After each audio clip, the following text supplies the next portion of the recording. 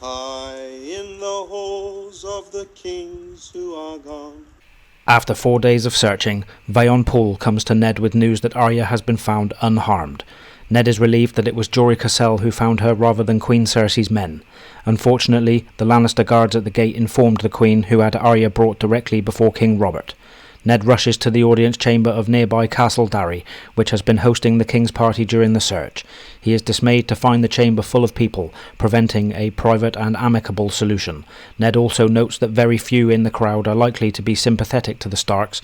Most are either Lannister men or loyal to the local Lord Raymond Darry, a prominent Targaryen loyalist who lost family and fortune at the Trident. However, Ned is relieved that neither Jaime Lannister nor Sandor Clegane are present. Arya apologises to Ned profusely as she cries. Ned turns angrily to the king, demanding to know why Arya was not brought to him first. Queen Cersei bristles at his tone, but Robert apologises, explaining that he only wanted to finish the business quickly.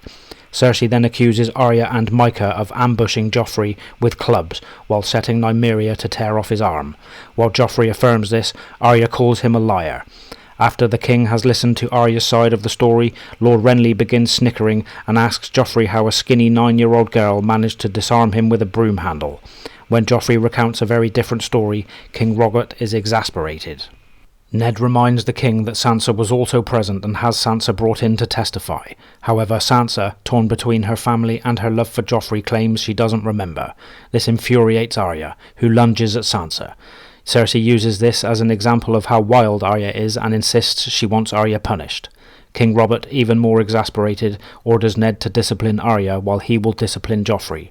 Unsatisfied, Cersei demands that Nymeria be killed and offers 100 gold dragons for her pelt.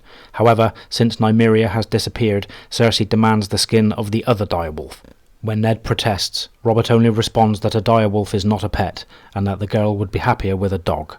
Sansa finally realises that they are talking about her direwolf and goes crying to Ned. In a final attempt to save the direwolf, Ned insists that the king execute the wolf himself, but Robert only walks away. Ned refuses to let Ilyn Payne do the task. When Cersei voices suspicion about Ned's intentions, Ned replies that the direwolf is from the north and deserves better than a butcher.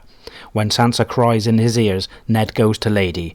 As he sits beside the wolf waiting for his sword, Ned considers the names his children chose for those wolves and finds that Sansa chose a good name for her well-behaved wolf. After the deed is done, Ned commands 4 guardsmen to return Lady's body to Winterfell for burial, insisting that Cersei will never have her skin.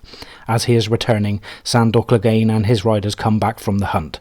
Clegane states that while they didn't find Arya, they did find her pet and drops a corpse at Ned's feet. As he bends to uncover the corpse, Ned wonders how he will tell Arya. However, rather than Nymeria, the body turns out to be Arya's friend, Mycah, cut down from horseback.